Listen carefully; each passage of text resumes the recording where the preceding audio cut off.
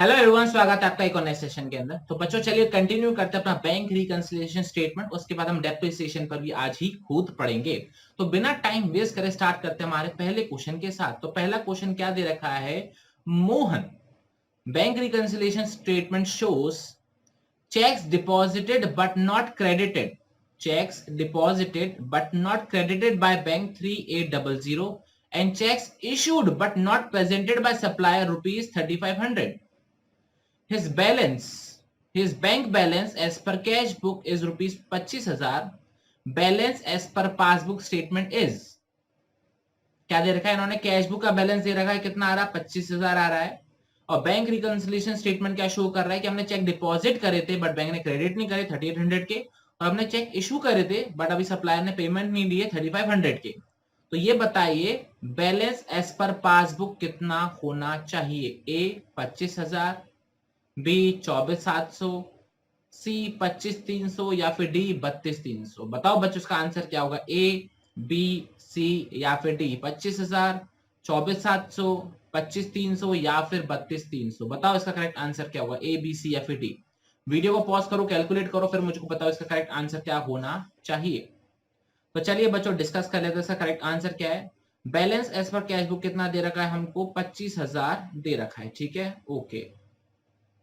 Cash book दे रखा बच्चों को, हमको पासबुक जैसा बनना है। तो पासबुक में जो चीज हो रही होगी उसको हम क्या करेंगे? ऐड करेंगे, और जो पासबुक में जो चीज नहीं हो रही होगी वो माइनस कर देंगे। अच्छा, यहाँ पे दे रखा balance as per cash book, कोई डेबिट नहीं दे रखा, कोई क्रेडिट नहीं दे रखा, कोई फेवरेबल नहीं दे रखा, कोई अनफेवरेबल नहीं दे रखा। तो क्या मानेंगे? पॉजिटिव कैश बैलेंस मानेंगे। ठीक है, इसके बाद उन्होंने क्या दे रखा? हमने चेक डिपॉजिट तो कर दिया बट बैंक ने अभी क्रेडिट नहीं करे।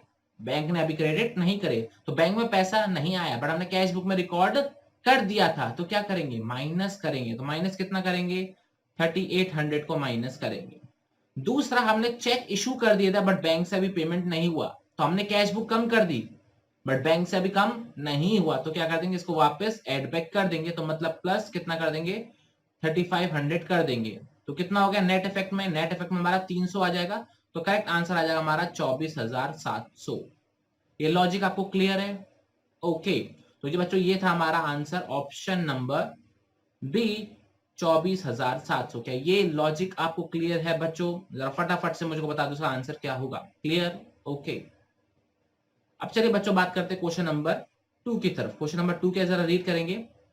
Current account shows 1,000 as overdrawn.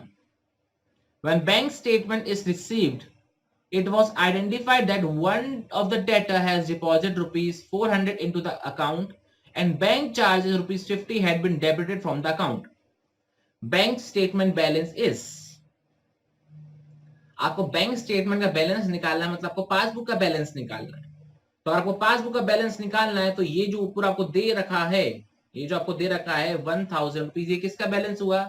ये आपका कैश बुक का बैलेंस हुआ। ठीक है, ये कैसे कंफर्म हुआ है कैश बुक का बैलेंस है? क्योंकि हमको बैंक स्टेटमेंट का बैलेंस निकालना है। यहां तक बात आपको क्लियर हो गई? ओके। तो आपको दे रखा है 1000 ओवरड्रॉन। ओवरड्रॉन का मतलब क्या होता है? नेगेटिव का 1000।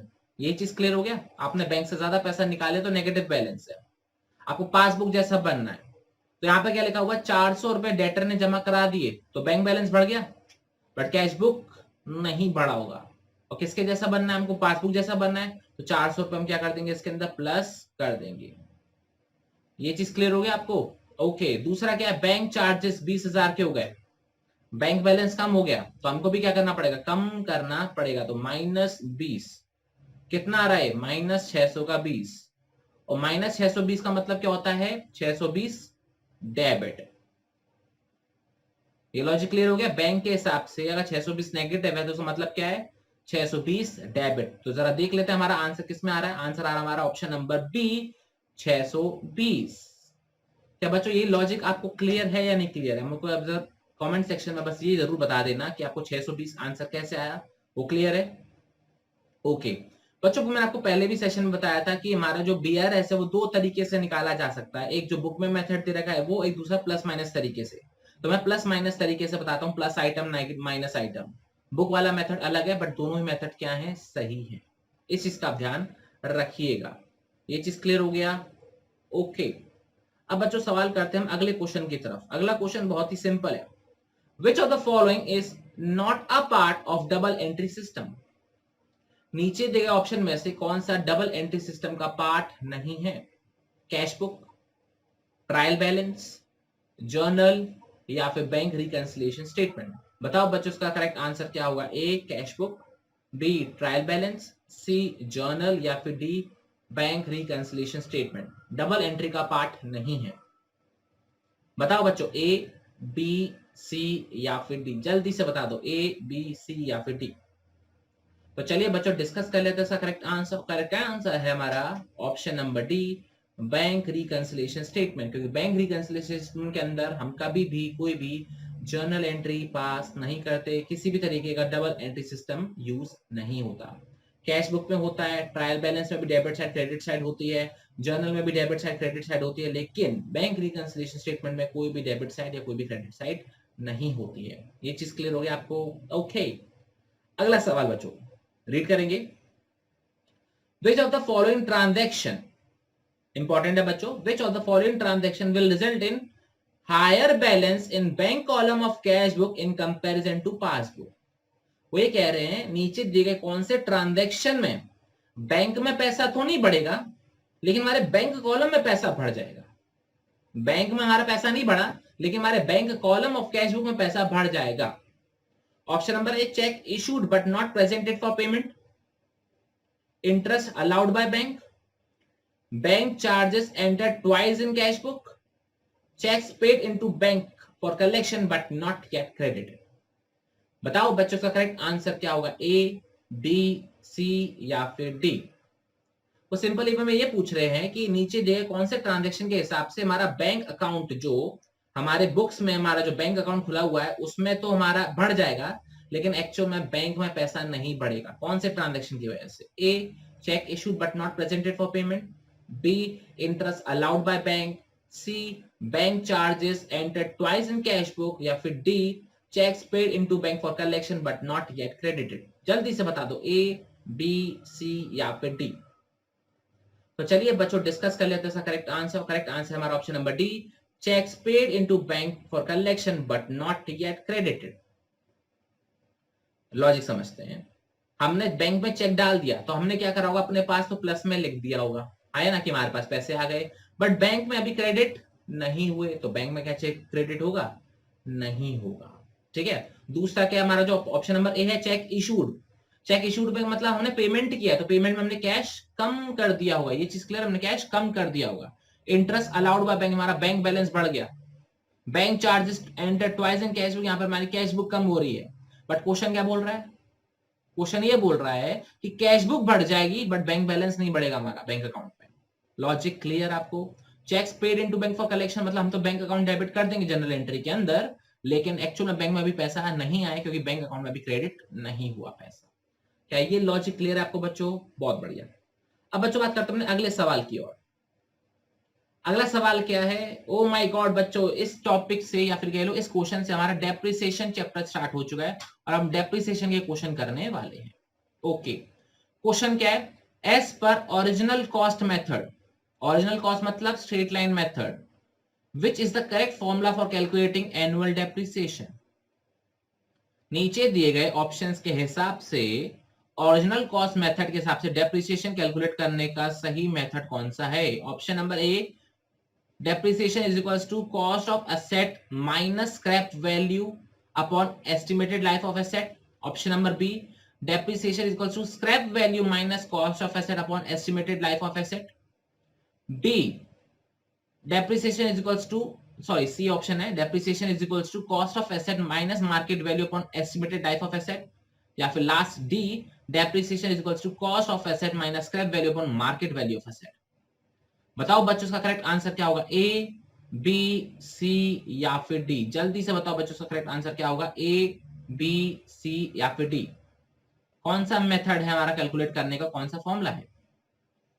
Cost minus scrap upon life, scrap minus cost upon life, cost minus market value upon life या फिर cost minus scrap value upon market value. जल्दी से बताओ ए, बी, सी या फिर डी, कौन सा सही आंसर होगा? तो चलिए बच्चों डिस्कस कर लेते हैं इसका करेक्ट आंसर। और करेक्ट आंसर हमारा option number A, depreciation is equals to cost of assets minus scrap value upon estimated life of assets. ये फॉर्मूला आपको ध्यान में रखना है। क्या ये लॉजिक क्लियर है आपको बच्चों? बहुत बढ़िया।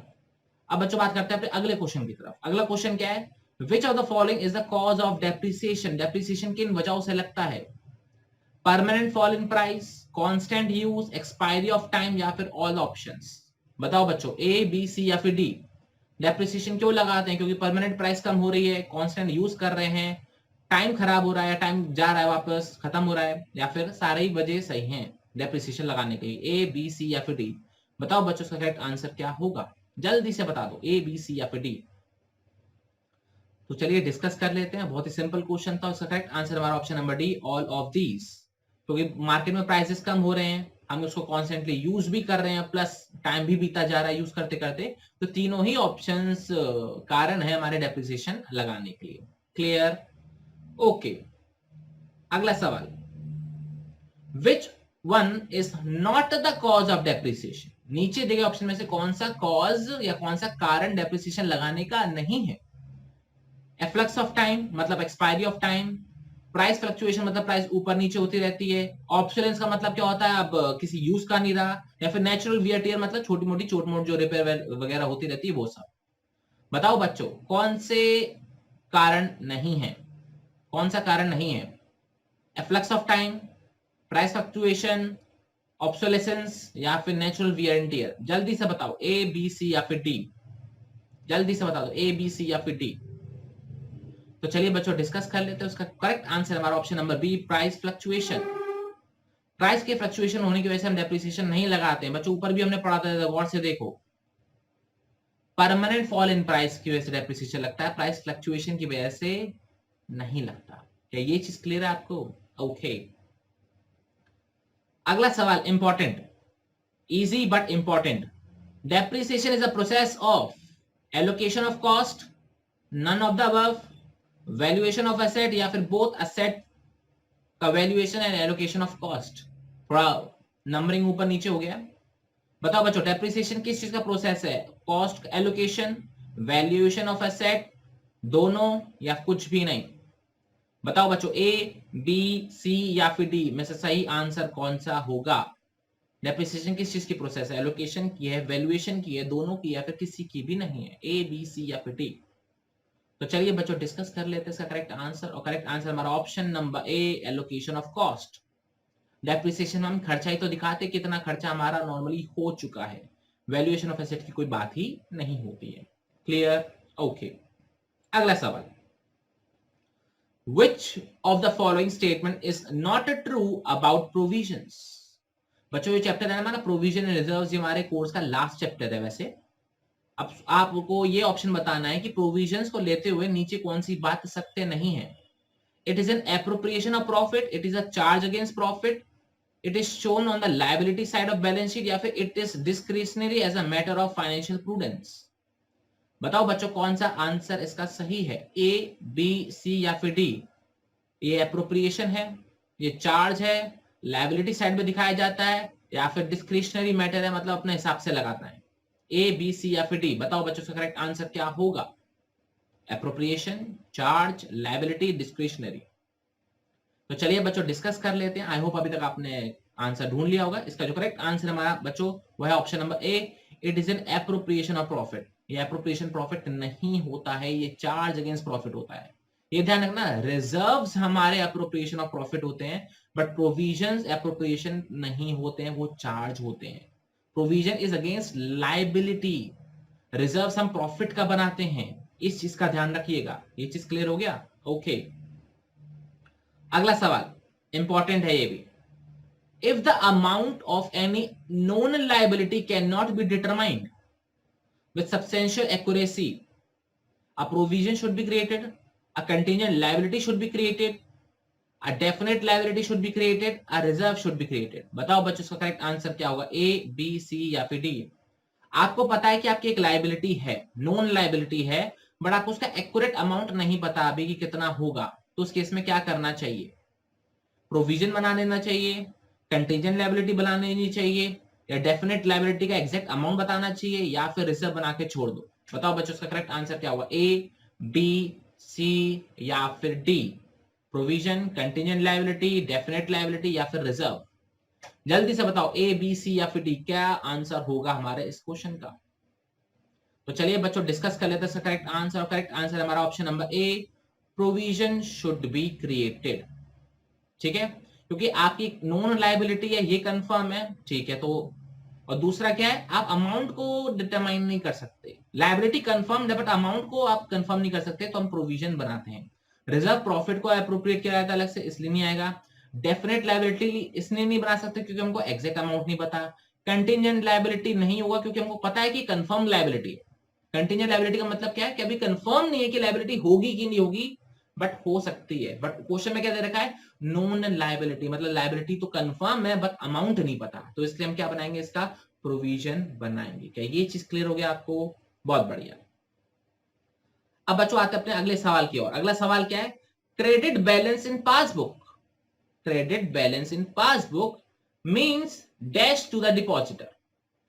अगर आपके अकाउंट में क्रेडिट बैलेंस है पासबुक में, तो वो आपके लिए क्या है? आपके लिए एसेट है, आपके लिए लायबिलिटी है, आपके लिए इनकम है, या फिर आपके लिए एक्सपेंस है? बताओ बच्चों, एसेट्स, लायबिलिटी, इनकम या फिर एक्सपेंस आपके लिए क्या होगा? ए बी सी या फिर डी? जल्दी से बता दीजिए करेक्ट आंसर क्या है। आपके पासबुक में क्रेडिट बैलेंस दिखाई दे रहा है, तो ये आपके लिए क्या हुआ? आपके लिए एसेट हुआ, आपके लिए लायबिलिटी हुई, आपके लिए इनकम हुई, या फिर आपके लिए एक्सपेंस हुआ? बताओ जल्दी बच्चों क्या आंसर होगा इसका। तो चलिए बच्चों डिस्कस कर लेते हैं। और क्रेडिट बैलेंस इन पासबुक का मतलब क्या होता है? आपका bank balance. Credit balance in passbook का मतलब होता है आपका पॉजिटिव बैंक बैलेंस। और पॉजिटिव बैंक बैलेंस क्या हुआ हमारा? हमारे लिए क्या हुआ? ऑप्शन नंबर ए, एसेट हुआ। क्लियर? ओके। अगला सवाल, any reserve which is not apparent on the face of balance sheet is known as। एक ऐसा रिजर्व जो हमने बैलेंस शीट में नहीं दिखाया है, उसको हम क्या बुलाते हैं? Secret reserve, general reserve, revenue reserve, या फिर कैपिटल रिजर्व? बताओ बच्चों क्या आंसर होगा? A secret, B general, C revenue, या फिर डी कैपिटल? बताओ बच्चों क्या आंसर होगा? ए बी सी या फिर डी? जल्दी बताओ जल्दी। तो चलिए बच्चों डिस्कस कर लेते हैं इसका करेक्ट आंसर क्या है। और करेक्ट आंसर हमारा ऑप्शन नंबर ए, सीक्रेट रिजर्व। जो चीज बैलेंस शीट में नहीं दिखाई तो वो क्या है? सीक्रेट ही तो है। General reserve, revenue reserve, capital reserve, ये सब कुछ बैलेंस शीट में दिखाया जाता है, बट क्या नहीं दिखाया जाता? सीक्रेट रिजर्व नहीं दिखाया जाता। ओके, बहुत बढ़िया। अगला सवाल बहुत ही इंपॉर्टेंट, 90% बच्चों इसके गलत आंसर देंगे। Depreciation is calculated from the date of. Depreciation कब से कैलकुलेट किया जाता है? जिस दिन परचेज किया था उस दिन से, जिस दिन एसेट हमारी फैक्ट्री में आ गया, प्रेमाइस में आ गया तब से, जिस दिन एसेट को हमने यूज करना चालू कर दिया तब से, या फिर जिस दिन एसेट इंस्टॉल हो गया तब से? बताओ बच्चों कब से डेप्रिसिएशन लगाया जाता है? जिस दिन खरीदा, जिस दिन फैक्ट्री में आया, जिस दिन से यूज करना चालू कर दिया, या फिर जिस दिन इंस्टॉल हो गया, भले यूज बाद में कर लो। बताओ बच्चों ए बी सी या फिर डी, डेप्रिसिएशन कौन सी डेट से कैलकुलेट किया जाता है? या टेक्निकल आंसर है? जल्दी बताओ फटाफट से, ए बी सी या फिर डी? तो 90% बच्चे क्या बोलेंगे sir? Option number A, purchase of asset. जिस दिन से एसेट खरीदा है उसी दिन से डेप्रिसिएशन लगेगा। बट 5% बच्चे बोलेंगे जिस दिन से एसेट इंस्टॉल हो गया उस दिन से करेंगे, वो भी गलत। बच्चों correct answer option number C, asset put to use. जिस दिन से एसेट को हम यूज करना चालू कर देंगे उसी दिन से अकाउंट्स में हम क्या करना चालू कर देंगे? डेप्रिसिएशन लगाना चालू कर देंगे। क्या ये चीज आपको क्लियर है? बच्चों यही होता है। आपको लग रहा होगा परचेज है या फिर इंस्टॉल है, but actually is asset put to use. समझे? ओके। ये नॉर्मली क्वेश्चंस में हमको इतना डिटेल में नहीं जाना होता, बट थ्योरी के लिए तो इंपॉर्टेंट है हमारे लिए। ओके, बहुत बढ़िया। अगला सवाल बच्चों क्या दे रखा है? A machine was purchased on 1st April 2020 for rupees 5 lakh. Okay. On 1st October 2020, a new machine is added for rupees 2 lakhs. Okay.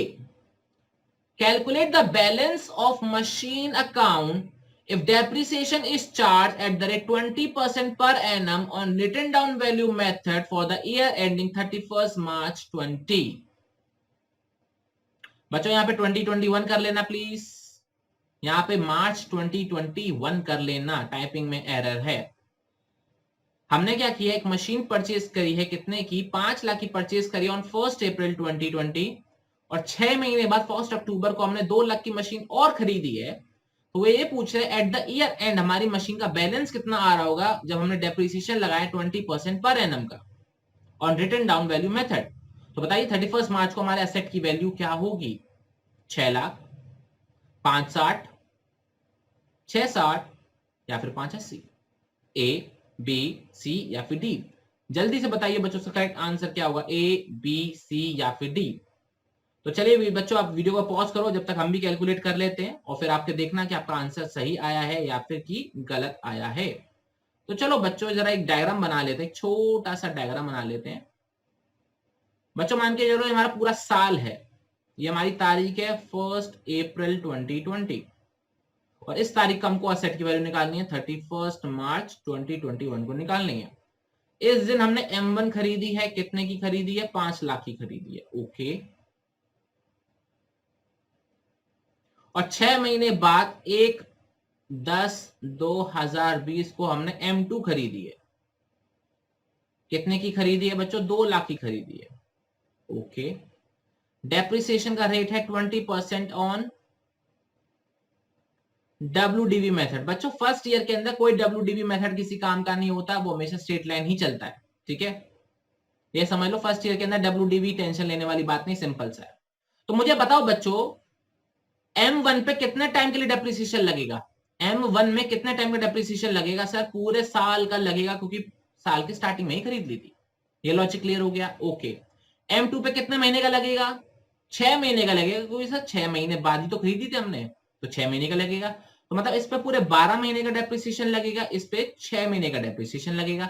जरा कैलकुलेट कर ले, ओके। तो बताओ बच्चों 5 लाख पर 20% कितना डेप्रिसिएशन लगेगा पूरे साल का, 1 लाख लग जाएगा। ये लॉजिक क्लियर, ओके। 2 लाख पर 20% के हिसाब से जरा बच्चों मुझे ये बताओ 6 महीने का ब्याज कितना लगेगा, ये 1, ये 2, ये 1, ये 10, ये 0 से 0 कैंसिल, ये 0 से 0 कैंसिल, तो 20,000 आ गया। तो बच्चों जरा मुझे बताओगे टोटल डेप्रिसिएशन कितना लगाया होगा आपने, टोटल डेप्रिसिएशन लगाया 1,20,000 का। ये लॉजिक क्लियर, ओके।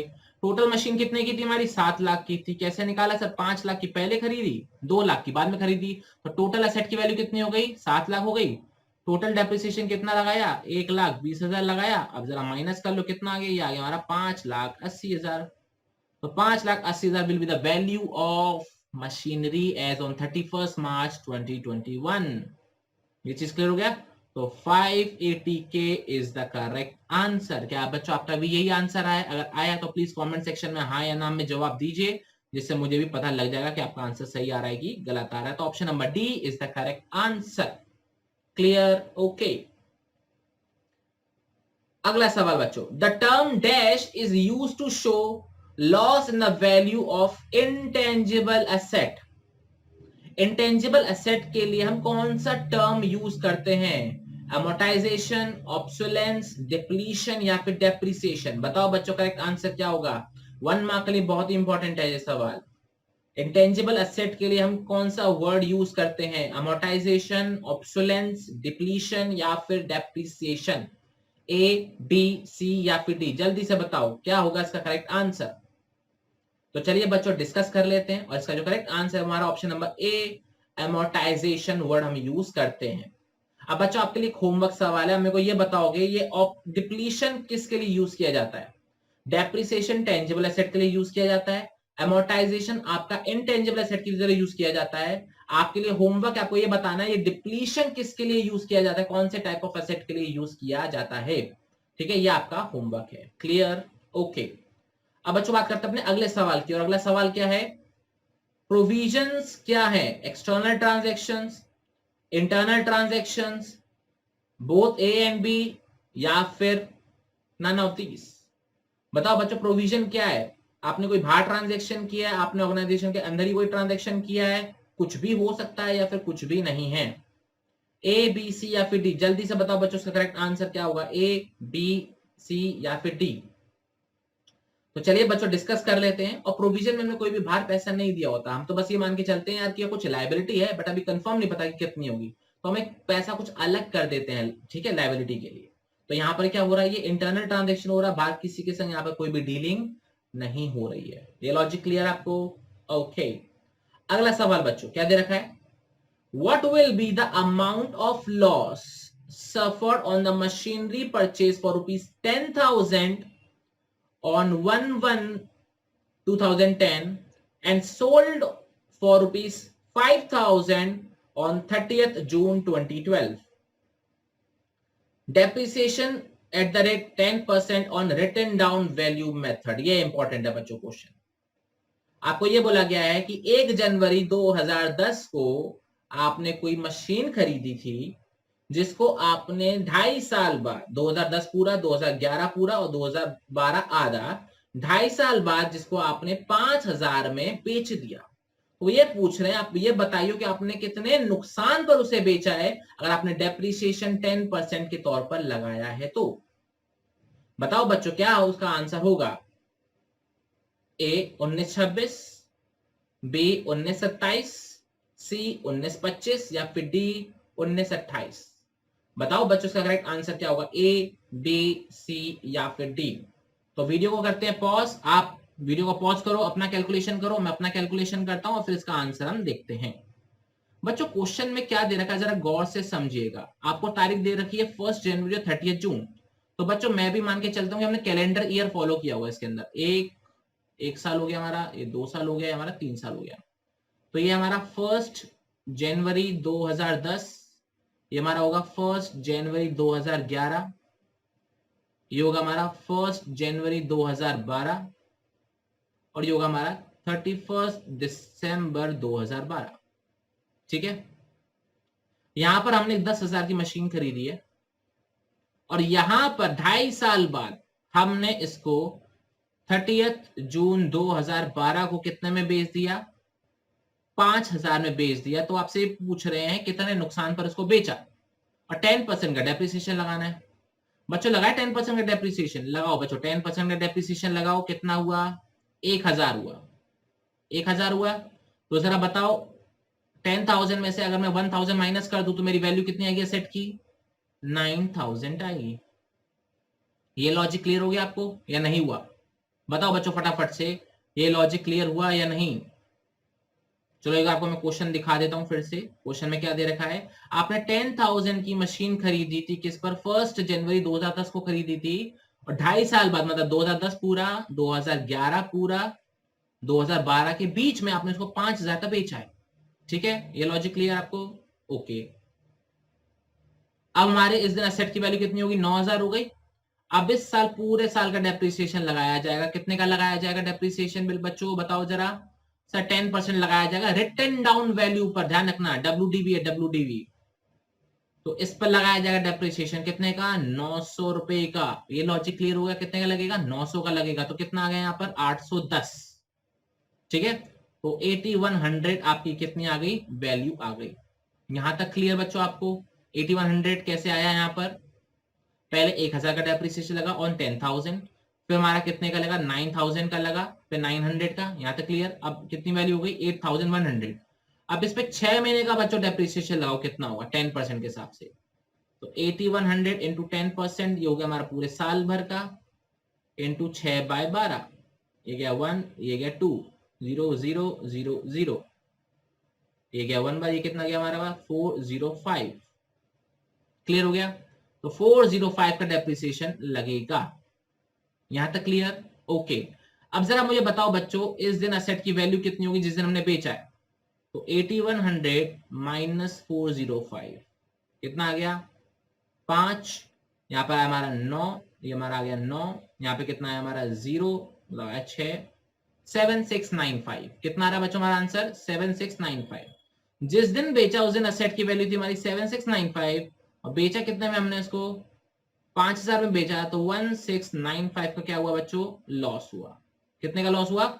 1695 का लॉस हुआ। ये चीज आपको क्लियर है? ओके। तो बच्चों इसमें ऑप्शन क्या दे रखा है जरा देखिए, 1695 है कहीं पे? 1695 कहीं भी नहीं है। कहीं भी नहीं है। अच्छा बच्चों, इसमें एक चीज और हो सकती है, एक अजम्पशन हो सकती है कि इन्होंने शायद फाइनेंशियल ईयर ले लिया। जैसे मैंने अजम्पशन क्या लिया यहाँ पर, मैंने यहाँ पर अजम्पशन ली है, यहाँ पर एक सेकंड मैं आपको दिखा रहा हूँ स्क्रीन पर, कि हमने क्या करा है इसके अंदर, फाइनेंशियल ईयर लिया, वो कैलेंडर ईयर लिया है, 1 जनवरी से 31 मार्च लिया है। अब आंसर में डिफरेंस इस वजह से भी हो सकता है कि इन्होंने शायद क्या ले लिया हो, फाइनेंशियल ईयर ले लिया हो 1/4 से 31 मार्च तक, ठीक है, ये भी पॉसिबल है। तो इसकी वजह से आंसर चेंज हो सकता है, ये चीज आपको समझ जानी चाहिए, ठीक है। ओके, तो हमारे आंसर के हिसाब से यहाँ पे कोई भी मैच नहीं हो रहा है। आपके लिए होमवर्क दे रहा हूं कि फाइनेंशियल ईयर से निकालो 1 अप्रैल से 31 मार्च, और मुझे बताइएगा इसका आंसर आ रहा है कि नहीं आ रहा है, ठीक है। अब बच्चों बात करते हैं अपने अगले सवाल की, और अगला सवाल क्या है, general reserves are shown in, general reserve को आप कहां शो करते हो, रिवैल्यूएशन अकाउंट में शो करते हो, प्रॉफिट एंड लॉस अकाउंट में शो करते हो, बैलेंस शीट में शो करते हो, या फिर कहीं भी शो नहीं करते। बताओ बच्चों करेक्ट आंसर क्या होगा, ए, बी, सी या फिर डी। जनरल रिजर्व कहां शो किया जाता है, रिवैल्यूएशन अकाउंट में, प्रॉफिट एंड लॉस अकाउंट में, कहीं भी नहीं, या फिर बैलेंस शीट में। तो चलिए बच्चों डिस्कस कर ले, तो और जनरल रिजर्व को हम शो करते हैं बैलेंस शीट के अंदर, ठीक है, ये चीज ध्यान रखने का। अभी आपने फाइनेंशियल स्टेटमेंट वाला चैप्टर नहीं पढ़ रखा है तो शायद आपको क्लियर ना हो, बट जनरल रिजर्व हमेशा बैलेंस शीट में दिखाई देता है। ओके, बहुत बढ़िया। अगला सवाल बच्चों क्या दे रखा है, loss on sale of asset is debited to, loss on sale of asset कहां डेबिट किया जाता है, प्रॉफिट एंड लॉस अकाउंट में, ट्रायल बैलेंस के क्रेडिट साइड में, बैलेंस शीट में, या फिर ट्रेडिंग अकाउंट में। बताओ बच्चों कहां हम डेबिट करते हैं loss on sale of asset को, प्रॉफिट एंड लॉस अकाउंट में, ट्रायल बैलेंस में, बैलेंस शीट में, या फिर ट्रेडिंग अकाउंट में। जल्दी से बता दो, ए, बी, सी या फिर D, profit and loss, trial balance, balance sheet या फिर ट्रेडिंग। तो चलिए बच्चों डिस्कस कर लेते हैं, और करेक्ट आंसर हमारा option number A, profit and loss account. Profit and loss account के अंदर ही हम क्या करते हैं, इसको डेबिट करते हैं, इस चीज का ध्यान रखिएगा। अगला सवाल बच्चों क्या दे रखा है, charging depreciation is compulsory, voluntarily, dependent on condition of assets, या फिर नन ऑफ दीज। बताओ बच्चों इसका करेक्ट आंसर क्या होगा, डेप्रिसिएशन चार्ज करना क्या है, कंपल्सरी है, वॉलंटरी है, dependent on condition of asset है, या फिर नन ऑफ दीज। बताओ बच्चों इसका करेक्ट आंसर क्या होगा, ए, बी, सी या फिर डी। जल्दी से बताओ इसका करेक्ट आंसर क्या होगा। डेप्रिसिएशन चार्ज करना कंपलसरी है, वॉलंटरी आपकी इच्छा है तो डेप्रिसिएशन चार्ज करो वरना मत करो, डिपेंड करता है सेट कैसा है, या फिर none of these, A, B, C या फिर डी। क्या होगा इसका आंसर, जल्दी से बताओ। तो करेक्ट आंसर है बच्चों हमारा ऑप्शन नंबर ए, कंपलसरी। असेट को डेप्रिशिएट करना कंपलसरी होता है। क्या ये चीज आपको क्लियर है? ओके, अब बच्चों आते हैं हमारे लास्ट पेज की ओर। हमारे पास अब कितने क्वेश्चन बचे हैं जरा देखेंगे, एक ये बचा है, एक ये, दो बचा, बस 2 क्वेश्चन बचे हैं, फिर आज का सेशन हम करेंगे समाप्त। तो अगला क्वेश्चन क्या दे देगा बच्चों, जरा रीड करेंगे। What will be the percentage of depreciation under SLM in the following case? Straight line method, original cost method के हिसाब से नीचे दिए गए ऑप्शन के हिसाब से आपका परसेंटेज ऑफ डेप्रिसिएशन कितना होना चाहिए। ओरिजिनल कॉस्ट है हमारी 1,50,000, salvage value after 9 years is 15,000, repair charges in second year is ₹10,000। तो बताइए बच्चों परसेंटेज ऑफ डेप्रिसिएशन कितनी होगी, 11.11%, 10%, 10.34% या फिर 9.37%। बताओ बच्चों क्या आंसर होगा इसका। परसेंटेज ऑफ डेप्रिसिएशन निकालनी है आपको, 1.5 लाख आपकी कॉस्ट की वैल्यू है, सेल्वेज वैल्यू आपकी 15,000 है, रिपेयर चार्जेस आपके 10,000 है, तो डेप्रिसिएशन की परसेंटेज कितनी होगी, 11.11%, 10%, 10.34 या फिर 9.37। बताओ बच्चों इसका करेक्ट आंसर क्या होगा। ये डेसिमल है ना, इसको हम क्या बुला सकते हैं, पॉइंट बुला सकते हैं, हिंदी में दशमलव बुला सकते हैं, और उर्दू में इशारिया बुला सकते हैं। तो बताइए 11.11, 10%, 10.34 या फिर 9.37। ठीक है, इशारिया भी बोल सकते हैं इसको। बताओ करेक्ट आंसर क्या होगा, ए, बी, सी या फिर डी। तो चलिए बच्चों डिस्कस कर लेते हैं इसका करेक्ट आंसर क्या है।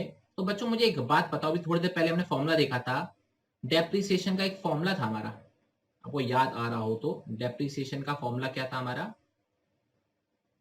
हाँ, cost of assets minus salvage value upon life of asset, हाँ है ना, ये हमारा फॉर्मूला था। कॉस्ट ऑफ एसेट कितनी हमारी 1.5 लाख, सेल्वेज वैल्यू कितनी है हमारी 15,000, और असेट की लाइफ कितनी है 9, तो कितना आ गया ये 1,35,000 डिवाइड बाय 9, तो कितना आ गया 15,000 आ गया। तो मतलब डेप्रिसिएशन का अमाउंट कितना है हमारा 15,000 है। यहां तक आपको बात क्लियर हो गई? ठीक है, तो 15,000 हमारा डेप्रिसिएशन का अमाउंट है, 1.5 लाख हमारे असेट की वैल्यू है। तो जरा निकाल लो परसेंटेज कितना आया, 10%। क्लियर? तो क्या वैल्यू आ गई, हमारा आंसर क्या आ गया, option number B 10%। I hope आपने बच्चों ये कैलकुलेट कर लिया होगा। इस चीज का ध्यान रखना, cost of asset minus salvage value upon life, हमने लगा 1.5 लाख हमारे एसेट की वैल्यू थी, 15,000 सेल्वेज वैल्यू थी, 9 हमारी लाइफ थी एसेट की, तो कितना आ गया हमारा 15,000 इसका आंसर आ गया। और 15,000 divide by 1.5 lakh into 100% into 100 हमारा 10% आंसर आ गया। ये लॉजिक आपको क्लियर है बच्चों? पक्का? कोई डाउट कोई परेशानी हो तो बताओ जरा फटाफट से। नहीं? ठीक है, आगे बढ़ते हैं। आज का हमारा लास्ट क्वेश्चन आपकी कंप्यूटर स्क्रीन पर ये रहा। A Limited purchased a machine on 1st January 2020 for rupees 1,20,000. Clear? Installation expenses were rupees 30,000. Okay. Residual value after 5 years is rupees 5,000. Oh my God. On 1st July 2020, first 7 मतलब 1st July, expenses for repair incurred to the extent of 2,000. Depreciation is provided at the rate 10% under written down value method. Okay. Total depreciation and after second year is, बताओ बच्चों क्या होगा इसका answer? Option number A 25,000, option number B 13,000, option number D 10,500, या फिर option number D 28,500। बताओ बच्चों इसका करेक्ट आंसर क्या होगा? ए 25, बी 13, सी 10,500 या फिर डी 28,500। जल्दी से बताओ इसका करेक्ट आंसर क्या होगा, ए बी सी या फिर डी। सबसे पहले तो माफी चाहूंगा कि आज का सेशन थोड़ा लंबा हो गया है, बट क्वेश्चंस करने जरूरी है क्योंकि प्रैक्टिकल क्वेश्चंस भी हमारे एमसीक्यू में आ सकते हैं। बताओ बच्चों क्या आंसर होगा हमारा at the end of second year? तो चलिए बच्चों डिस्कस कर लेते हैं इस क्वेश्चन को सॉल्यूशन के साथ। हमको निकालना है total depreciation at the end of second year. तो सबसे पहले एक छोटी सी टाइम लाइन बनानी पड़ेगी, एक सेकेंड रुकिएगा। तो ये हमारी छोटी सी टाइमलाइन बन चुकी है। ये हमारे 2 साल हो चुके हैं। 1 जनवरी 2020 को हमने एसेट खरीदा है, 1 जुलाई 2020 को हमने रिपेयर कराई है। कितने की रिपेयर कराई थी? 2,000 की रिपेयर कराई थी। 1,20,000 का हमने एसेट खरीदा था और 30,000 उसके इंस्टॉलेशन पे दिए थे। ठीक है, आपसे पूछा गया at the end of second year, मतलब ये हमारा 1 जनवरी 2021, तो ये पूछ रहे हैं 31 दिसंबर 2021 में आपने टोटल डेप्रिसिएशन कितना लगाया होगा? टोटल डेप्रिसिएशन कितना लगाया होगा? तो बच्चों मुझे एक बात बताओ, एसेट हमने यहाँ पे खरीदा है तो पहला साल पूरा लग गया होगा, दूसरा साल भी पूरा लग गया होगा, तो मतलब आपने इस साल कितने का डेप लगाया प्लस इस साल कितने का डेप लगाया, ये आपसे पूछा जा रहा है। Total depreciation at the end of second year. ठीक है, ओके। तो बच्चों एसेट की वैल्यू कितनी थी हमारी? कॉस्ट 1,20,000 और इंस्टॉलेशन कितना था हमारा? 30,000। तो बच्चों रूल के हिसाब से 1.5 लाख हो गई हमारी कितने की एसेट की वैल्यू? कितनी हो गई? 1.5 लाख हो गई। इस चीज का ध्यान रखिएगा। अब जरा ये देख लेते हैं कितना परसेंटेज डेप्रिसिएशन लगाना था। 10% डेप्रिसिएशन लगाना था on written down value method. तो पहले साल 1.5 लाख पर 10% के हिसाब से 15,000 का डेप्रिसिएशन लगा होगा, हाँ या ना बच्चों बताओ फटाफट से। बिल्कुल सही, 15,000 का डेप्रिसिएशन लगा होगा। यहां तक क्लियर? ओके।